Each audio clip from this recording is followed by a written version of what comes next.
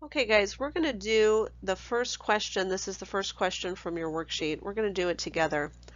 And notice I have so many things that I need to find, just a ton of things, which is fine. We're going to do it all together. But again, we're not learning anything new in this particular part of the video. We're just putting together a bunch of stuff that we already know. So it's going to be a lot of work, which is why I made sort of a separate video for just this one practice. So let's take a look at how I would go about this. I have a lot of things I need to find. I try to stay as organized as I can, and then I'm always going to refer back to the instructions because it tells me exactly what I need to do. So I'm going to start by finding intercepts. So I'm going to do these up here out of the way, just because I have a feeling I'm going to run out of room. X-intercept and Y-intercept. And again, we already know how to find intercepts. We've been doing it in several classes now. The x-intercept, of course, would be where y is equal to 0. This is where I really wish I could pinch and zoom to make things bigger. But I get 0 equals, and then if I factored out a negative x squared, I would get 1/3 x minus 1. So my intercepts would be 0. And 0 actually has a multiplicity of 2, and I don't know if you remember that from MA 102, but that's going to tell me that at 0, it's not going to go through the x-axis, so it's either going to look kind of like this, it's going to be a turning point, or it's going to look kind of like this, depending on what's going on around it. So the other value is positive 3.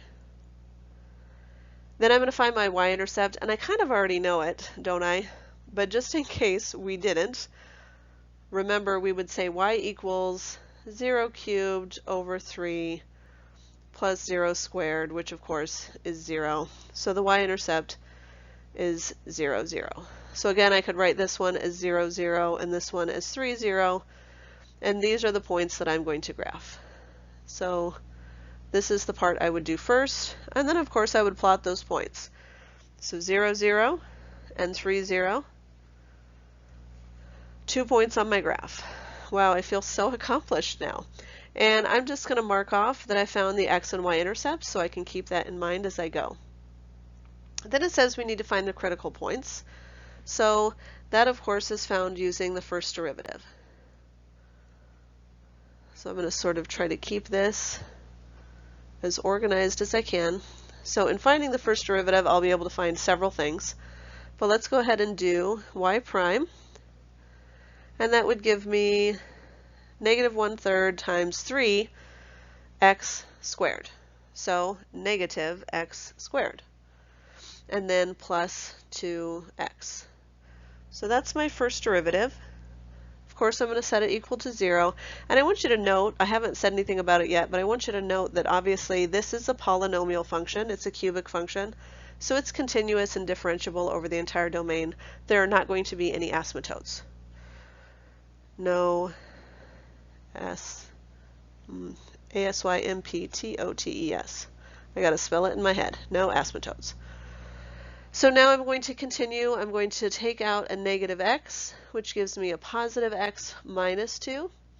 And that means that x is 0 and also 2.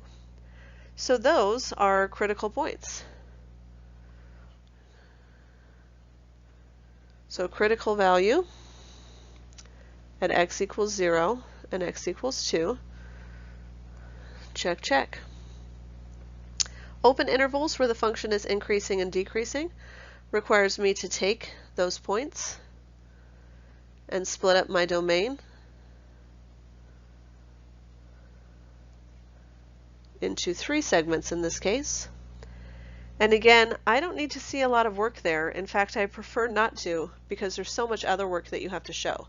So use a test point, plug it into your first derivative in your head or in your calculator, and then just show me this part.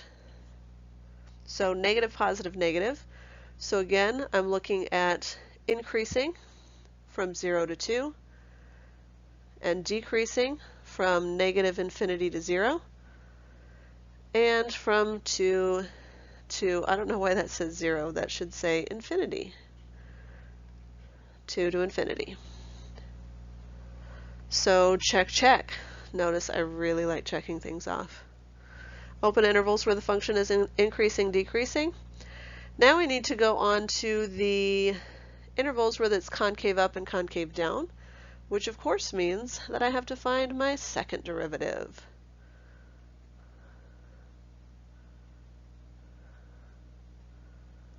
So now I'm going to find y double prime, which is going to give me negative 2x plus 2.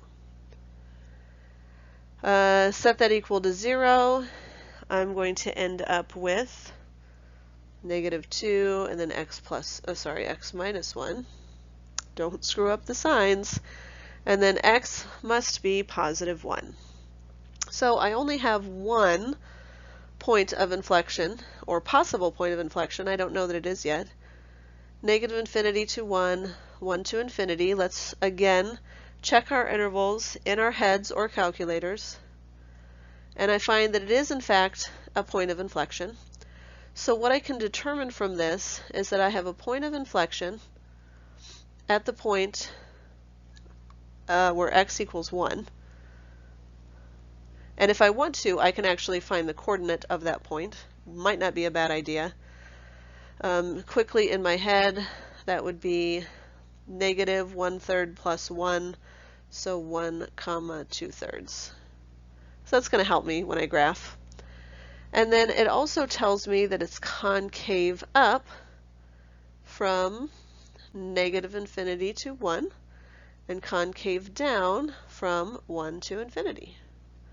So I'm doing pretty well, and yay, I get to do more more check marks. Increasing, decreasing, x coordinate of the point of inflection,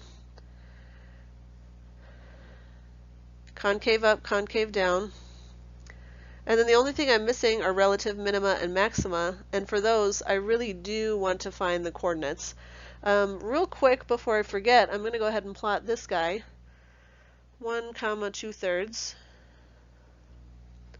and that guy is a point of inflection. Oh, really hard to graph sometimes. I get my wrist on the screen and it wants to freak out. So last thing I need to do, blue I haven't used. Let's find my min and max. So of course min and max actually kind of goes back to this. I know if it goes from decreasing to increasing, I'm going to have a min at 0. And so I'm going to find f of 0, which I can quickly find in my head is 0. So my min is the point 0, 0.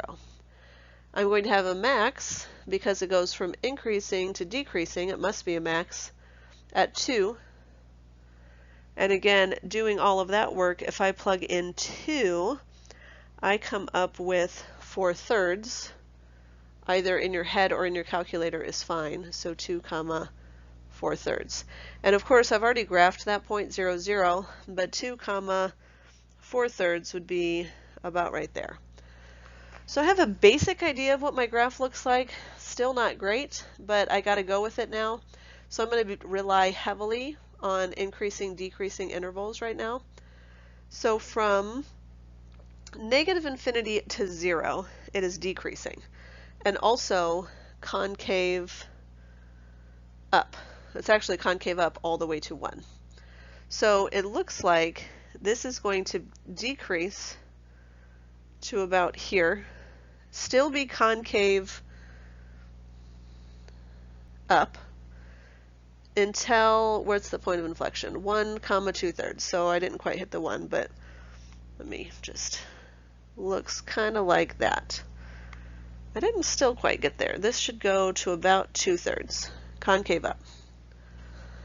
From here, concavity is going to change to concave down and be concave down the rest of the time, but I'm still increasing over this whole interval from 0 to 2. I'm still increasing. So from here, I'm increasing up to that max point that I've graphed, and now I'm decreasing again, still concave down, so it's going to look something like this.